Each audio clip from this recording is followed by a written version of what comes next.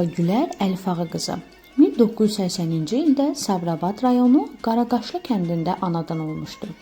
Orta məktəbi yaşadığı ərazidə bitirib, Gəncə Humanitar Kollecində ibtidai sinif müəllimi ixtisası üzrə təhsilini davam etdirmişdir.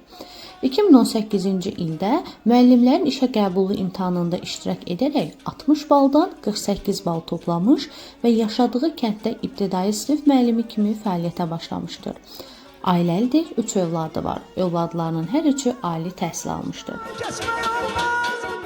Geçən il Sabirabad rayonu üzrə seçilmişəm, ilin müəllimi seçilmişəm. Bu il yenə də təkrar Sabirabad rayonu üzrə, həm də ilin Respublika üzrə ilin müəllimi seçilmişəm. Buna görə çox təşəkkür edirəm bu layihə rəhbəri daxil olmaqla, bütün kollektivinə, bütün əməkdaşlarına.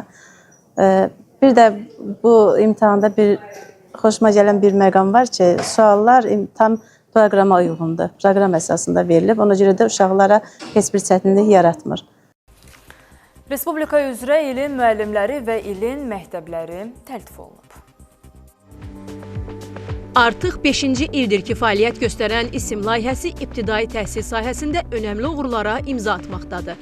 Layihənin istiqamətlərindən biri də hər il ən yaxşı ibtidai sinif müəllimlərini və məktəbləri təltif etməkdir. Qaliblər İSİM layihəsinin hazırladığı unikal reyting proqramı vasitəsilə şagirdlərin inkişaf göstəricilərinə əsasən müəyyənləşir.